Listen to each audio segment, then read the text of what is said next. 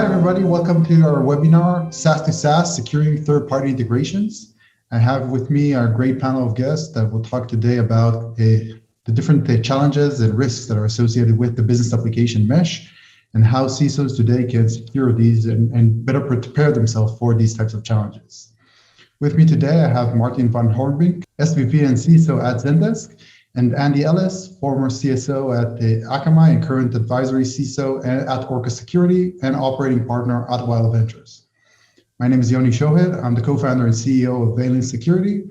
And today we're going to discuss about kind of the ever-growing usage of best-of-breed SaaS application that lead to increased integrations between third-party services and third-party applications and vendors that is usually driven by end users and citizen developers within the organization. These integrations create what we call the business application mesh, which is this spider web of integrations between all different types of business applications and SaaS applications within the modern digital enterprise. And it grows today with little nor security governance, since most security solutions today are very focused on the human to application layer rather than app to app, SaaS to SaaS type of communications.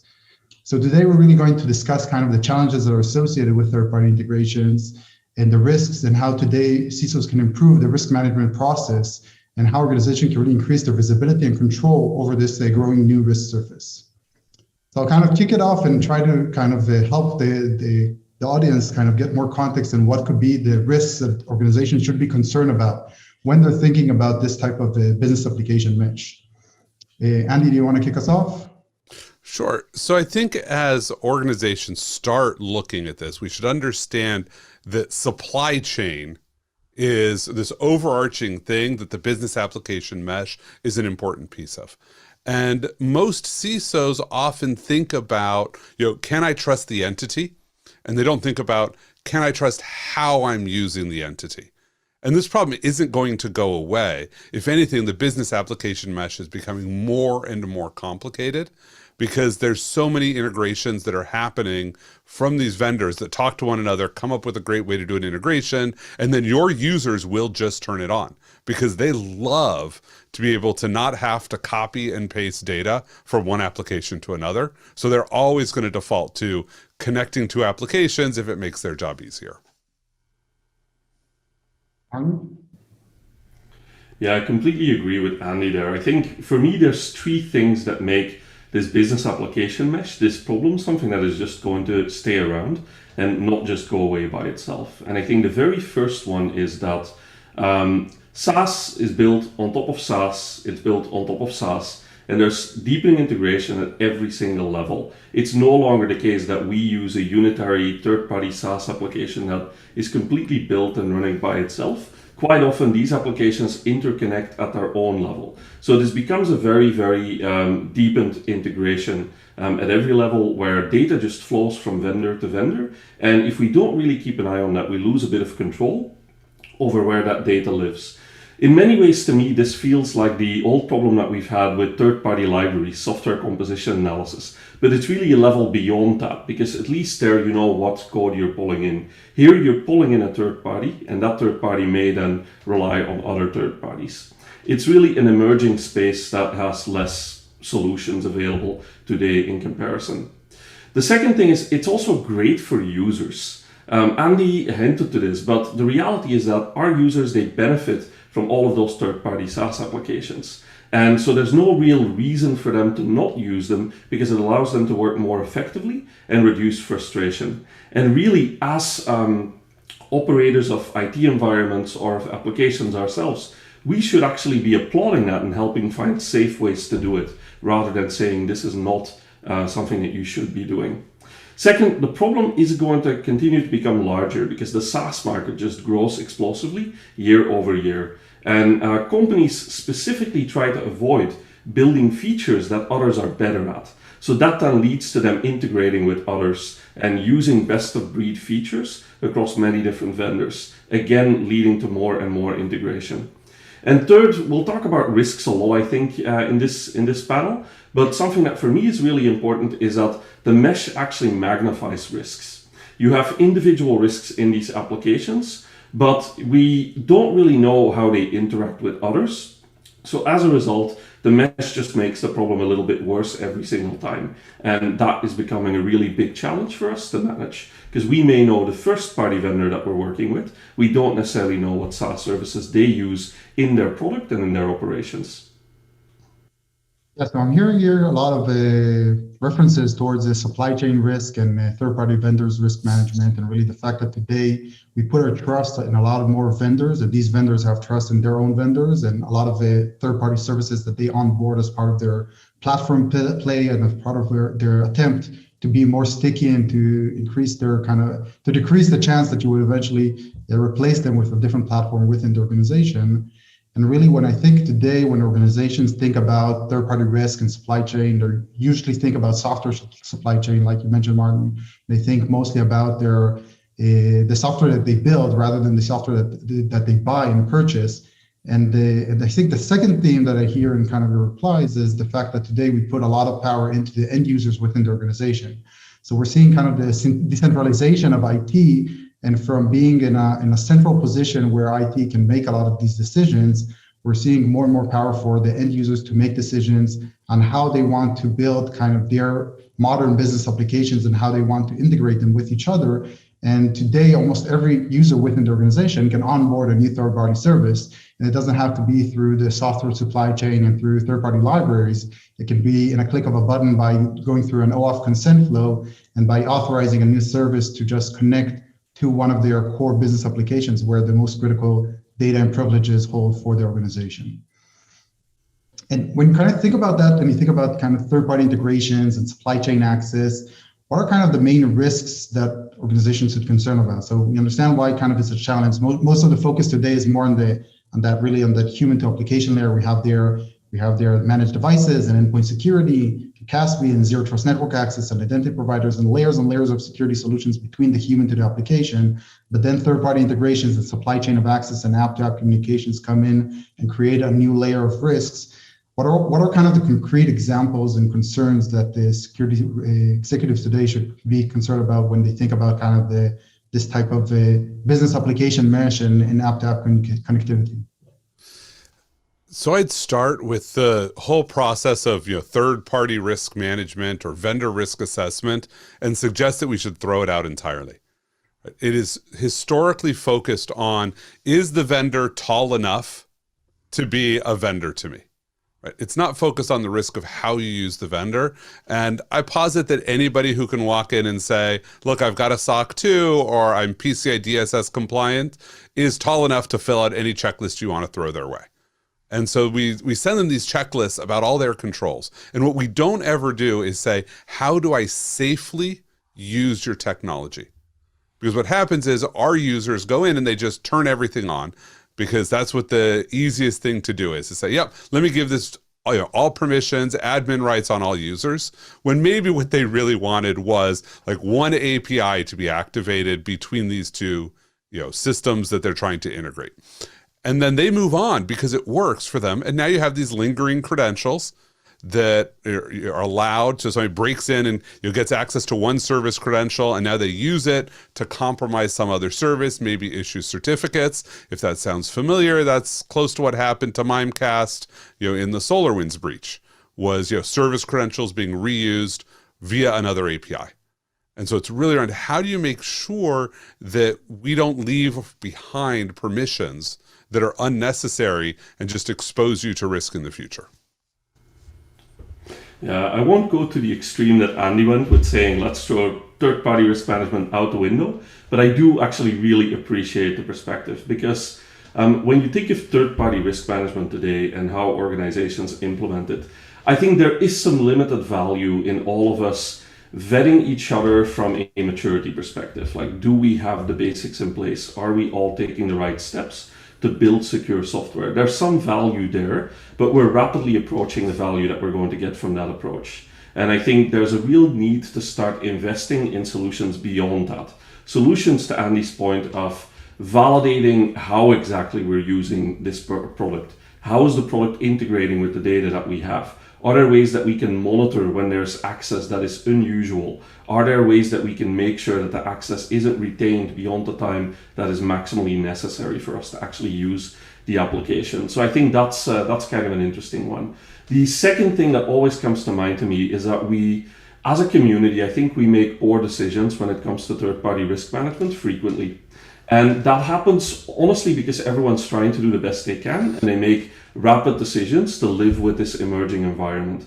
For instance, it's very common for us to make assessments on will we vet this vendor based on the money that we give them, in a sense that how expensive is the vendor? Like, do they meet a threshold where we're going to do a detailed review? Is it worth the time that we're going to spend on it? And that's actually inaccurate, because many solutions that actually expose us to a lot of risk are the solutions at the bottom of the chain that are paid with a credit card, that are not necessarily going through the heavy procurement process because they've been identified as core critical vendors. So there's a lot of flaws and failures in the process. I wouldn't say throw it out, but I think there's a lot that we can do to make it better. And what we do to make it better needs to be focused on automation, scalable review of how we're actually using the products, and a little bit less on the vendors that are actually building them today, in my view.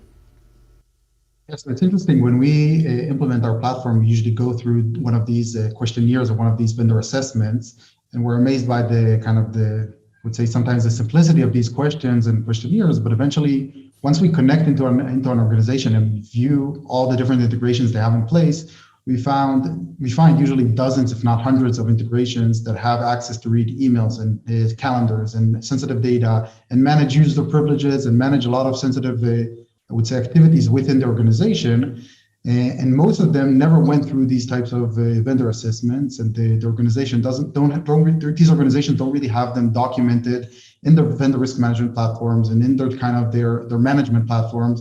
They just go, they're usually connected indiscriminately by these really leaves within the organizations and by the business users who just want to get their job done better. And you usually also find duplicate platforms that have the same purpose within the organization, but each user decided a different platform instead of going with one platform that security can actually vet and approve when it comes to accepting the risk associated with working with that third-party vendor. Yep. But you've been through that questionnaire. So now run that questionnaire back through your head. Yeah. And say, would anything in this questionnaire have teased out that, oh, this vendor has access to everybody's email or not, right? And that's one of the big challenges is that's the important question. Like, what data do you actually have access to? Not how do you rotate passwords on your back-end systems? Right. And another critical aspect that you guys touched is really the lack of zero trust when it comes to third-party integrations. And really, usually an integration with a third-party vendor, whether if it's through an API, OAuth token, or through an automation platform like the Workato and Zapiers of the world, it's usually a set and forget. You do it at a point in time, you just connect that platform, you authorize it, and you give it a lot of access, but you don't go and reassess and make sure that you have the right size privileges according to what the actual engagement looks like with that vendor, that you have the right side of privileges. On the extreme end, you forgot to offboard a vendor that has access for years, even though you don't really need that vendor, and it's just a laying risk surface for anything that could happen, like what Andy mentioned with the Mimecast and during the SolarWinds campaign, where attackers were able to take over their credentials to gain unauthorized access to Microsoft 365 accounts and to their emails. And on the other side, it could be just you provided them certain type of access because you went with the default permissions, but you forgot to right size it and to adjust it according to what your actual business needs and to provide it with the right kind of permissions and the access scopes that they need in order to provide the service that you need in your specific business case, which is not, usually there's not a lot of overlap between all the different business cases that we see across different companies. So definitely that lack of a context or the lack of a correlation between the third-party risk management, the processes and the questionnaires and the assessments that are focused really on the vendor's control and how you actually interact and work with those vendors are really a kind of is a big challenge that we see today within the industry. Yeah, I think you just nailed a control that most CISOs could implement right there, just as a sensor to figure out how bad off they are, which is you probably have some registry of third parties that you interact with. At least I hope you do. Most companies don't have a complete one. I see lots of these surveys, and it's like the predominant range seems like 100 to 300 third parties. I'll tell you, when I was at Akamai, it was well over 500 that we knew about. So I'd be surprised if it's really as low as some companies think. But the surprising number to me that did talk to the maturity of our program is the head of IT security knew how many offboardings we did every year. And I think that's the question you should ask. How many vendors do you offboard every year? Because it should probably be between 50 and 80% of the number you onboard. Because every time you're doing a bake-off, you're onboarding multiple vendors, and then you need to offboard all but one. And so if you don't know that you're doing that work and you don't have it instrumented, then that probably tells you already have a big problem. You probably have a big problem even if you know how big the offboarding is. But if you don't know the offboarding, the problem's much worse than you think it is. And I can share a story I heard from the industry. One of the security operators that we worked with, they told us that during one of the POCs they did with a SaaS security vendor, they decided after a couple of weeks that they don't want to continue with that product, and they removed all their access, or at least they thought they removed all their access. And after a month, his CISO comes in and asks them, so how's it going with the POC with vendor X? And he told them, what do you mean? We stopped the POC. They don't have access anymore. No, they showed me today a lot of results from the recent days that they have based on access to live within our environment. So I spoke, I think, in the past few months with the hundreds of CISOs, and I haven't heard about a single organization that has a well-organized offboarding process similar to a vendor, similar to what they have today for offboarding users. So this is definitely a challenge and something that today is just non-existent within today's market.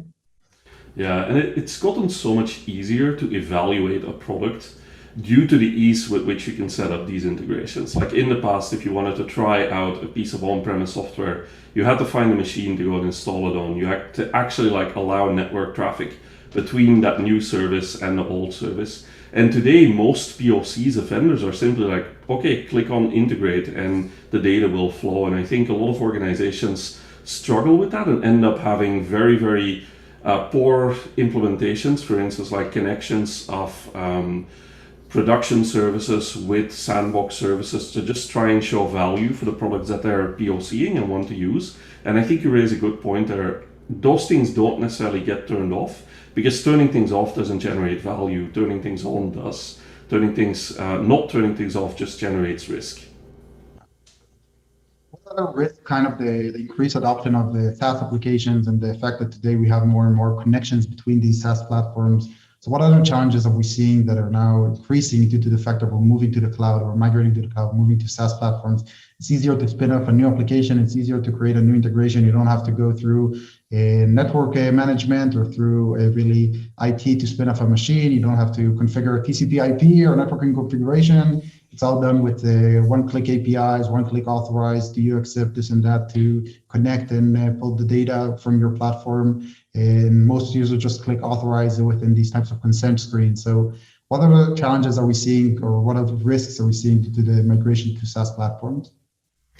I think a big challenge that I see is that the protocols to interconnect these applications are uniform and they're standardized, but the access controls and the configurations are not. So what you see is that in each of the different SaaS applications, you have different ways of restricting access, of generating logs upon access, and those are not universal at all. And in fact, at the end of last year, someone asked me, what is the number one security product you'd like to see emerge that doesn't exist yet? And my answer was actually better security features in the applications that we are already using. Because I think as long as we don't have better control that is more universal, and we can apply the same controls to each of these SaaS services, it's going to be very, very difficult to actually manage the amount of access that they have. Because security programs really work best when they can standardize and when they can sort of gain agreement across a large number of people or organizations, vendors, when they gain agreement over a large number of people or vendors around the appropriate activities. And in the case of SaaS, it's very difficult to do that because we don't really have that uniform setting. If you want to configure in a third party like Slack, or you want to configure in a third party like Google Drive, what an integration can do, those configurations are distinct and they don't necessarily map one-on-one. I think there's there's two risks here, one that's a short term and one that's a long term. One is that when you asked IT to integrate something in the old world, IT had a bunch of things they would do around it, right? They'd make sure that single sign-on was turned on. They would implement, backups and monitoring. They had this core set of practices that were completely invisible, even to most application developers, let alone the business user who was managing it. And so as those users now are able to turn things on, they often just miss these basic hygiene requirements because they're invisible to them. They don't know what they're missing because to them, it's just always been, hey, I asked for this thing, I got this thing. And now there's just a web form. I could ask for this thing, I get it instantly. So they don't even know what those expectations are. And so it's a challenge if you're in the middle of migrating to single sign-on and not all of your apps support it today. Well, what's going to keep your business users from adding apps that need to be changed later rather than setting it up right off the bat if that's not their core expertise? A second one, and this is a really long-term risk that I think a lot of people end up with, is you lose the vision that IT architects had of how the business processes worked. When everything came through IT, they would see every application, and so they would know things like, oh yes, Salesforce talks to this, talks to that, here's how data moves, because everything's getting reviewed, by one set of architects. And now you end up with tools that are out there that nobody knows exists because they're only used by one small niche in marketing. They're plugged into 5 different systems. And so when you have data leak out of that system, the first question everybody asks is, what is that? Who is that? What are we doing there? And that's not healthy for businesses to understand risk only after the risk becomes real. Here are 2 things. So first of all, I think there's a need from the industry to have something similar to SAML or SSO for integrations between non-humans, not only human to application interactions. So right. We need to have some kind of way where we can agree on a standard that we have an onboarding, and then you have centralized management for the organization to manage how they can perform these types of operations that are related usually to provisioning and deprovisioning of a non-human access or app-to-app type of access between SaaS applications, like we saw in recent years, like IDPs and SSO becoming a standard in order to manage user-to-application interactions.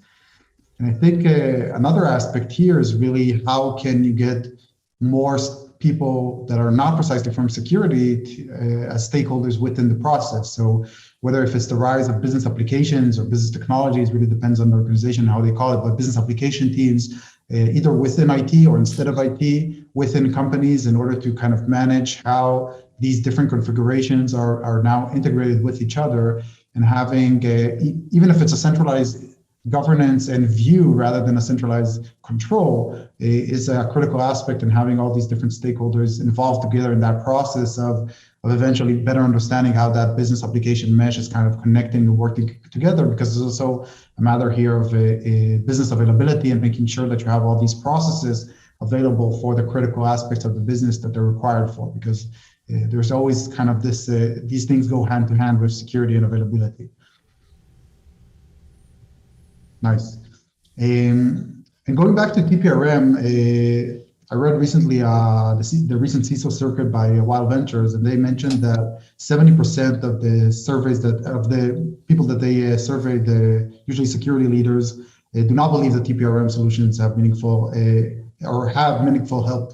help them avoid any risk. I think, Andy, you probably were in that group when you were surveyed. And 53% of them are kind of indicating that the lack of context is one of the biggest challenges they have today with TPRM.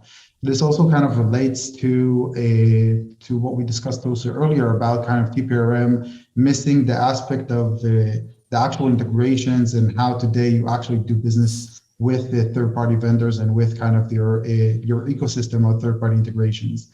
And that number is worse than it sounds. Like 70% sounds bad, but when you recognize that that's 70% of CISOs, not 70% of third-party risk management processes. Right. This is saying that there are 70% of the CISOs out there have never seen value of from their TPRM solution in every integration they've ever done. So 30% might have seen some value once.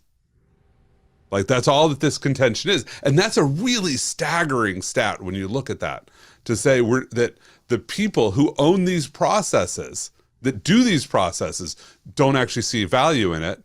And we're sitting here saying, and you're missing where the real risk is, that's right above it. Like you're spending all your time doing something that you don't think is meaningfully changing your risk when there's a thing right next to it that would. Like that's a really staggering and should be eye-opening statistic.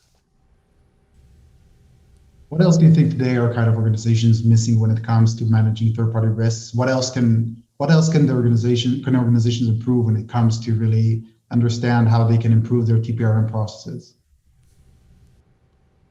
So I think looking at the whole life cycle of a vendor, right? What are you doing with the vendor today? And then come back and check that. Are you still doing that a year later? Or was this such a great technology that your users added 20 integrations inside the same vendor, right? Many security teams only check at the time of first acquisition. And they don't go, oh, first you acquired this, very lightweight, low risk service, but now you've integrated into everybody's email inbox, right? And maybe you wouldn't have approved that, but there was no second check. Did you over provision it? I think we've talked a lot about the provisioning problem, right? Did you turn on remote admin access on everybody's account when what you really needed was one machine-to-machine API key, and you would have been better off? And I think those are two key things for people to look for. I think from my end, the sad thing about TPRM is that we're actually increasing the things that are not working well, and we're decreasing the things that work well. And yes, what I mean with that is, historically, some of the biggest value I've had from TPRM processes was actually the relationship that was built between us and the vendor, in a sense that there was some engagement between the security teams on either side. There was a relationship that we could then leverage when there was a problem or there was a concern or we needed help deploying the solution securely. Today, TPRM is all focused on making the TPRM process quicker. And that means automation of questionnaires, automation of vendor questions, and it completely removes the relationship between both organizations. And I think that's actually the worst part of TPRM, and we're just trying to make it faster. And the challenge with that is that we're not actually focused on increasing the velocity of our employees to deploy and use products. We're really focused on making it easier on the security team so we don't have to staff up as much. And I think that's actually a wrong approach. I think we need to go back to figuring out what are the things we truly want to get from this. And I think a lot of that, to Andy's point earlier, is about mitigating the risk that the vendor exposes us to when they're actually being used. And that requires automation, but in a very different place than where we're putting it today. And then use the resources that we have to actually make sure that we have communications channels established, that the vendor knows who to reach out to when there is a problem, that we know how to deal with those reports. I just feel with TPRM, a lot of the frustration comes from the fact that we're focusing on the wrong parts of the process, and we're trying to automate and make more rapid the pieces that aren't working, and we're not really focusing on the pieces that actually give us the greatest amount of value. So that's the challenge I see with it. Yeah, and that's a huge one that Martin just tagged. If you as the buyer security team do not have a relationship with your vendor security team, then when there is an issue, not a vendor-wide issue necessarily, but like just your configuration, maybe the security team at the vendor is like, they're doing something really weird, we should tell them. If they don't know how to call you, what they're going to do is they're going to call your account team. And your account team now will decide whether or not they tell you. Because they might say, we're about to go into a thorny negotiation and we don't want to disrupt things by pointing out they're doing something unsafe, because they might turn us off right when we don't want them to, because we're trying to get them to renew. And if they turn off, then we got to fight to get it turned back on. So if you don't have that relationship because you've turned everything into a very checkbox, are you tall enough rather than, am I using you right? And I think that's the goal we want to get to. Am I doing the right thing? And the only way I can know if I'm doing the right thing is if the vendor security team tells me I'm doing the right thing. Do you think there's a specific role within the vendor security team that needs to be kind of assigned to these types of tasks, like we have third-party risk management personnel in I would say the buyer side and the GRC team usually? Do we need to start seeing more of these types of dedicated people that are like customer success for security aspects within vendors? Well, I think we do, but to Martin's point, I think we're actually not investing in the right spot. What we're investing in is people and tools to more efficiently deliver answers to those stock questionnaires. Yeah. Because what I've seen in a lot, especially at a lot of financial services institutions, it's teams that all that they do is TPRM. So it's not the senior security architects, it's a GRC team and a subgroup of the GRC team that gets told, deliver this questionnaire, evaluate the answers, tell us if there's anything we have to force the vendor to fix. And that's it. They're very transactional. And so the vendors create transactional answering services for this. And I would say what I think we are really investing in, from my perspective, is we should invest in, first of all, having the relationship builders. So those people that actually do the intake, do the initial conversation with the vendor, collect some of the key information that we need, but very importantly, and this is, I think, something we all miss from time to time, have the conversation internally on how we're going to use the vendor. Yep. I cannot tell you the amount of times that I end up talking to, for instance, a customer where the security team at the customer and the users of the application haven't really had a conversation about how they want to use it. It's very difficult in that situation for a security team to make a good decision for the business and help deploy it securely. So investing in those people is critically important. The second piece is we need to actually invest in more deeper technical resources that can help solve some of these integration problems. And dare I say, even push the vendor to create some of the features that we need to do that effectively. And I think that particular type of resource is going to have a need for tooling and automation, because they can't do it at the scale that we're currently at.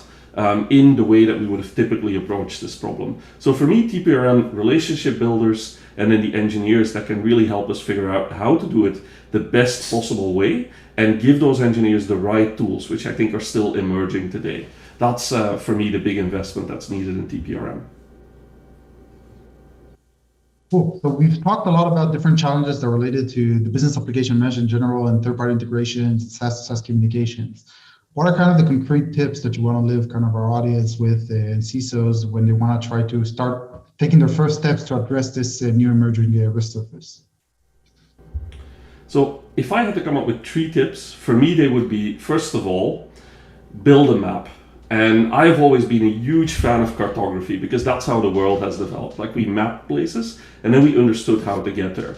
And the reality is a map is never an accurate representation of what is out there, ever. It is just a reflection of what you know today. But we as security teams should be building maps, and we should be consistently updating them so that we actually understand where the risk in our business lives. I think building that map is critical. So that would be my first tip. The second one is to actually go deep in the procurement process. Understand what employees are using and why they're using it. And then you can come up with solutions to help address larger swaths of vendors that do similar activities. So really engaging with that procurement team and figuring out what doesn't go through that procurement team is going to be really, really critical to have an understanding of what is happening. And as I said earlier, don't gate on what people spend, gate on the risk that an application actually exposes us to. And third, I would say don't try to boil the ocean at once. It is very easy to look at this problem and come to the conclusion that you can't solve it all at once. So you're just not going to look at it for now and you're just going to let it sit there. I think that's exactly the opposite of what we should be doing. There are spaces where we can't eradicate all risk. In fact, when we talked about third-party risk and software supply chain, that's one space where we can't address everything. Anytime a major incident happens, we look at it and we come to the conclusion that actually the solutions we have in mind might solve one of these, but they might not solve all of the different big supply chain issues that we've seen in the last year. So don't let that discourage you. Build the map, make sure that you have the right partners, and then start solutioning for the problems that you actually have in your business. That would be my 3 tips. Well, I'm just going to repeat Martin's 3 tips. Now, I'll actually add some more to it, but those are brilliant and I really like them. I'm going to say, as you roll anything out, and this applies to almost any change process, but especially for things that are citizen developer driven, which is very much the SaaS business application mesh, which is, first of all, be centered around the user, right? You're going to need to scale making decisions about what to do and what not to do. So you want to use the user to do that scale. Because the default thing many security teams would do is say, oh, we'll just turn everything off. The first time you turn something off that is business critical, you just killed your entire program, because now everybody's going to jump on you with, oh, how are you going to prove to me that you'll never break something ever again? And the answer is you're always going to have that risk, but you want to show that you're doing what you can to embed that risk into the business culture. So you're going to focus on the users. You're going to talk to the users. You're going to engage the users. And even when you do have to make hard choices, never let those be automated, right? If you're going to say, oh, if a user doesn't respond to us after 3 weeks, we're just going to disconnect something, right? I've heard that argument made many times. Well, if that's the case, what the real answer is, after 3 weeks, if you want to do that, the CISO has to make that decision, right? And what the CISO is going to say is, well, did we call their manager yet? You're going to discover that no, nobody has escalated. And so build processes that, as much as possible, don't ever turn things off without buy-in between the business and security, that are going to scale. And this sounds like I've just described something that doesn't scale. But the trick is to not put all of the work onto security, to make it a partnership between security and the business so that both sides are invested in reducing the cost and helping it scale better. Because what you're really trying to do is change the business slowly. So you need to build understanding so that everybody's on board with, yes, of course, we're going to turn off API permissions that are not used. Like, that's a no-brainer. Like, everybody would agree with that in principle. And now you have to show them, how as a business you're proving that these aren't actually used before you turn them off.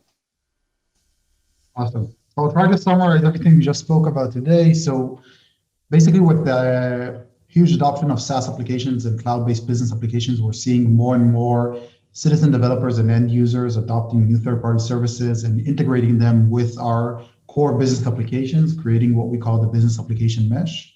And basically, we need to see how third-party risk management programs will adopt to this new, I would say, reality, where they need to have a continuous process that assesses the onboarding, the offboarding, the assessment of all these different vendors and how they integrate and work with the actual business applications you already have, rather than just on focusing on the security programs that these vendors execute and manage, and kind of adopt to this new reality where changes happen on a daily basis, and being able to partner with the end users themselves and really taking advantage potentially of the decentralization of IT and the fact that there are so many different people within the organization making the decision regarding onboarding and creating new integrations and adopting new third-party vendors, to make sure they also share the responsibility and the ongoing process of how do you manage that risk and how do you right-size the exposure of the organization to these vendors to make sure it's the right fit with the actual business requirement and with the up-to-date business need, which will most likely change day by day, if not quarter by quarter, if not year over year. But you have to make sure you adjust and you monitor that type of evolution of the requirement, and you do it together with the end users and not kind of isolated and disconnected with the actual business processes, and make sure that it's something that is set as kind of a mutual goal, both business and security. That's great. Anything else you guys want to add before we kind of wrap it up? Perfect. I think that everybody's got to tackle this problem. It's a challenge for you. And so you don't have to say, oh, I'm going to solve it all at once. But you do have to recognize, and as Martin said, start building your map of what your problem space really is. And I just echo one thing that Andy said at the end, like, this is a cultural problem. It is not purely a technical problem. And so getting that buy-in from all of your different partner teams and coming up with solutions that scale across the business and don't just put all of the work on one small security team is going to be key to getting this right.